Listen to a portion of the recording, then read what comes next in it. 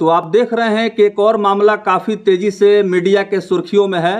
अभी एक मुखिया के हत्या का मामला खत्म नहीं हुआ, जबकि दूसरा मामला जो इस समय प्रकाश में आ रहा है। हमारे साथ ग्राम पंचायत राज पिनर्थू कला पिनर्थू खुर्द ग्राम पंचायत राज पिनर्थू खुर्द जो प्रखंड दरौंदा के अंतर्गत आता है, वर्तमान मुखिया नईमुल हक सिद्दीकी हैं, जो थाना अध्यक्ष को आवेदन दे करके तुरंत लौटे हैं।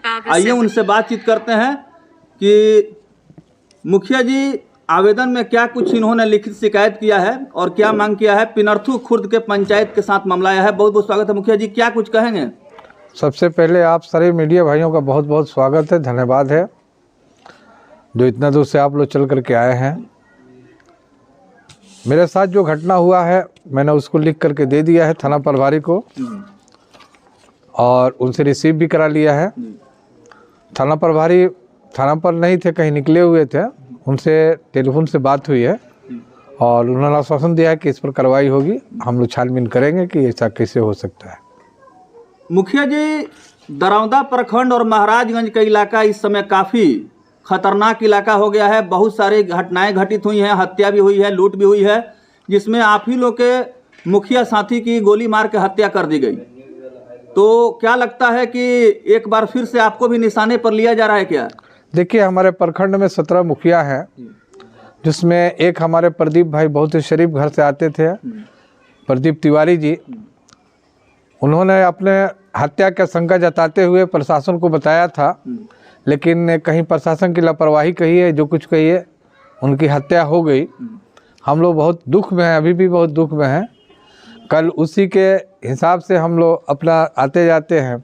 कल बीडीसी की मीटिंग था, बीडीसी के मीटिंग में हमको लगता है कि पहले से अपराधियों के अंदर ये बात था कि मीटिंग में आएंगे और उनको कहीं ना कहीं हम लोग अपना निशाना बनाएंगे। ठीक 2 बजे करीब हमारे बीडीसी का मीटिंग ख़त्म हुआ। प्रखंड में कुछ काम था, बीपीआरओ साहब ने मुझे रोक लिया और 3 बजे हम वहाँ से चले।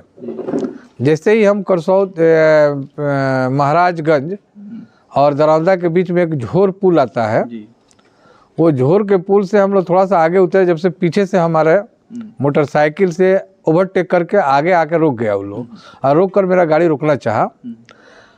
उनकी एक्टिविटी से हमको समझ में आ गया कि ये लोग सही नहीं है, आपराधिक तत्व के लोग लग रहे हैं। हमने ड्राइवर को हमको गाड़ी 16 किया, लेकिन हमने कहा कि नहीं, गाड़ी भगाओ, ये लोग दूसरे किस्म का लग रहा है। जब गाड़ी हम भगाने लगे तो लोग चिल्ला करके रोकना चाहा, रोको रोको रोको, तुम रोको, काम है तुमसे, रोको रोको। हम गाड़ी नहीं रोके, आगे बढ़ गए। फिर भी लोग गाड़ी को पीछा करते हुए, हमको लगता है कि पसनौली में जो पेट्रोल पंप है या कुथुआ सारंगपुर का जो बाज़ार है, वहाँ तक को लोग आया और हमारे ड्राइवर शीशा में देखा वो लोग पीछा कर रहे थे। एक मोटरसाइकिल लगा, पीछे और भी मोटरसाइकिल होगा। हम इसको बोले कि नहीं, भागते हुए चल करके थाना में घुसा दो, पता ना क्या मामला इन लोग का। नहीं, हम लोग थाना में चले गए। हालांकि अपने आवेदन में हमने थाना का नाम नहीं लिया है, हम कह दिए कि महाराजगंज में चले गए। बड़ा बाबू छोटा बाबू थे तो उनसे हमने ये बात कहा, लेकिन हम लोग उस पर बात पर ध्यान वो लोग नहीं दिया, इसलिए कि 3 बड़े बड़े क्रिमिनल पकड़े गए थे और वो लोग, हमको लगा कि वो लोग शायद जेल में भेजने की तैयारी में थे, उसी में लगे हुए थे, तो उस पर कोई ध्यान नहीं दिए। फिर भी कोई, हम उसके बाद से आकर के रोड पर देखे, वो लोग कहीं नज़र नहीं आया। फिर हम लोग घर चले आए।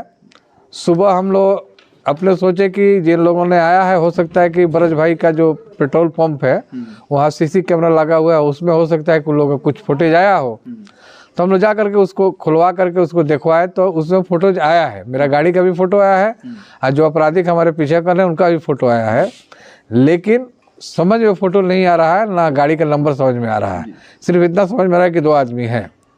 तो मुखिया जी, आपके साथ ऐसी घटना पहली बार हुई है कि इसके पहले भी आपको निशाने पे लिया गया है, आपको खतरा महसूस हुआ है। निशाने पे तो बहुत बार लिया गया है, लेकिन लोग सामने कोई नहीं आए हैं। रोज हमारे खिलाफ प्रकरण बनता है, लेकिन नहीं है। आज भी हम ये थाना में कहने के लिए सोच रहे थे कि नहीं कहेंगे, लेकिन हमारे और मुखिया भाई जो हैं उन लोगों ने कहा कि अगर नहीं आप वहाँ कीजिएगा तो प्रशासन में एक्टिव नहीं होगी, हम लोग का सुरक्षा नहीं होगा, तो हो सकता है कि कल आपका हो, परसों उनका हो, तेरसों उनका हो। फिर हम लोगों ने राय करके ये दरख्वास्त जो है वहाँ जा करके थाना में दिए हैं, वहाँ से रिसीव करके लेके आए। थाना प्रभारी ने आश्वासन दिया है और हम सुने भी हैं कि थाना प्रभारी जो आए हैं बहुत अच्छे हैं और मेहनत भी कर रहे हैं। तो हमको लगता है कि थाना प्रभारी इसमें बैठेंगे नहीं और उन लोगों को कहीं से ना कहीं से खोज निकालेंगे। आपने आवेदन में लिखा है, जो थाना में आपने आवेदन दिया है उसमें आपने लिखा है कि मुझे काफी डर सता रहा है और हो सकता है कि मेरे जान के खतरा हो। जी जी है। तो इसके लिए जिला प्रशासन से क्या सुरक्षा की मांग करेंगे आप? देखिए, सबसे पहले तो इसके पहले जो हमारे प्रदीप तिवारी के साथ जो हुआ, हम पूरा सिवान जिला के मुखिया आपके हम लोग पहुंचे थे डीएम साहब के पास, एसपी साहब के पास।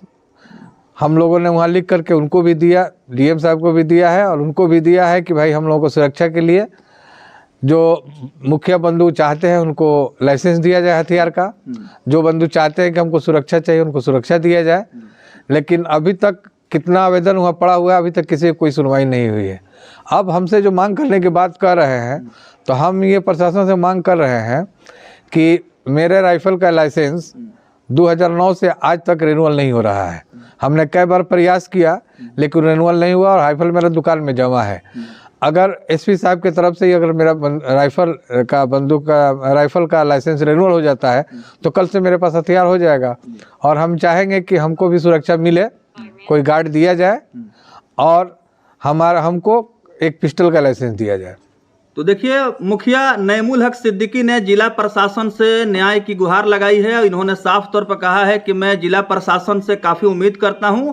जो दरौंदा थाना प्रभारी हैं वो भी काफ़ी एक्टिव नजर आ रहे हैं और मुखिया जी ने उन पर भरोसा जताया है। साथ ही साथ जिला के जो वरीय पदाधिकारी हैं, पुलिस महकमा के पुलिस कप्तान से भी इन्होंने निवेदन किया है कि मुझे जो आर्म्स का लाइसेंस मिला था वो पेंडिंग में है, उस प्रक्रिया को पूरा किया जाए, तुरंत मुझे सुरक्षा मुहैया भी कराया जाए ताकि मैं अपने आप को सुरक्षित महसूस कर सकूं। अगर मैं सुरक्षित रहूंगा तभी पंचायत का विकास कर पाऊंगा, क्योंकि इस क्षेत्र में घटनाएं भी काफ़ी घटित हुई हैं। मुखिया जी, एक मामला जो कि इस समय आपके साथ आया है, आपके मुखिया संघ के जो लोग हैं या आपके जो मुखिया साथी हैं, उन लोगों ने इस पर क्या आश्वासन दिया है? इन लोगों ने सुबह जब बात हुई तो लोगों ने कहा कि आप आवेदन दे दीजिए, कल हम लोग इस पर बैठ करके विचार करेंगे। और पूरे संघ के लोग, जैसे प्रमुख साहब का भी टेलीफोन आया था मेरे पास कि मुखिया जी जो हुआ उससे हम लोग बहुत दुखी हैं, हम लोग सुने हैं, आप आइए, हम लोग चलेंगे थाना प्रभारी के पास चल करके इसकी बात को हम कहेंगे कि इसको खोजबीन किया जाए और जितने मुखिया हैं इनको सुरक्षा मुहैया कराया जाए।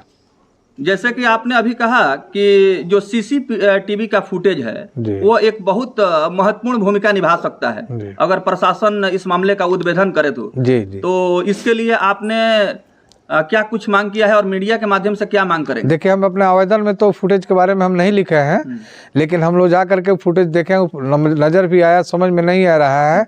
अगर एसपी साहब चाहेंगे तो उसको किसी एक्सपर्ट से दिखा करके सही उसका फोटो भी निकलवा सकते हैं, गाड़ी का नंबर भी ले सकते हैं। तो सिवान के पुलिस कप्तान से मुखिया जी ने निवेदन किया है कि जो सीसीटीवी फुटेज है उससे काफ़ी कुछ मामले की गुत्थी सुलझ सकती है, मामले का उद्भेदन हो सकता है, सच्चाई सामने आ सकती है और जिन लोगों से मुझे खतरा है उन तक पुलिस भी पहुंच सकती है। ऐसे में सिवान के पुलिस कप्तान की बात करें तो शैलेश कुमार सिन्हा काफ़ी तेज तरार आईपीएस हैं और उन्होंने कई सिवान में मामले का खुलासा किया है, उद्भेदन किया है। तो कहीं न कहीं मुखिया जी को जिला प्रशासन पर काफ़ी विश्वास है, भरोसा है और सिवान के तेज तरार पुलिस कप्तान शैलेश कुमार सिन्हा को लेकर के इन्होंने कहा कि मैं एसपी साहब से गुहार लगाता हूं कि इस पूरे मामले को गंभीरता से लें और निश्चित रूप से मुझे उम्मीद है कि न्याय मिलेगा और जो लोग दोषी हैं उनके ऊपर कानूनी कार्रवाई भी होगी। देखिए, एक बात और भी बताना चाहते हैं। हमारे प्रदीप तिवारी जी का जब मर्डर हुआ वो बेचारे पहले से ही थाना में लिखित दे चुके थे कि मुझको डर है, हो सकता है कि मेरा मर्डर हो जाए, लेकिन उस पर कोई कार्रवाई नहीं किया गया और उसको गंभीरता से नहीं लिया गया, जिसका नतीजा हुआ कि उनका हत्या हो गया। वो बेचारे, उनके बीवी जो है बेवा हो गई, उनके बच्चे यतीम हो गए। बिल्कुल। चलिए मुखिया जी, आप हमारे न्यूज चैनल से बातचीत किए, उम्मीद करते हैं कि जिला प्रशासन इस पूरे मामले को गंभीरता से लेगा और आपके ऊपर सहानुभूति पूर्वक विचार करते हुए उन दोषियों तक पहुंचने का काम करेगा जिन लोगों से आपको जान को खतरा है। और आर्म्स को लेकर के आपने मांग किया है तो निश्चित रूप से आप आवेदन के माध्यम से भी सिवान के जिला पदाधिकारी, पुलिस अधीक्षक को भी आप सूचित करेंगे, आवेदन देंगे ताकि आपको सहयोग मिल सके और इस पूरे मामले से आपको निजात मिल सके। धन्यवाद।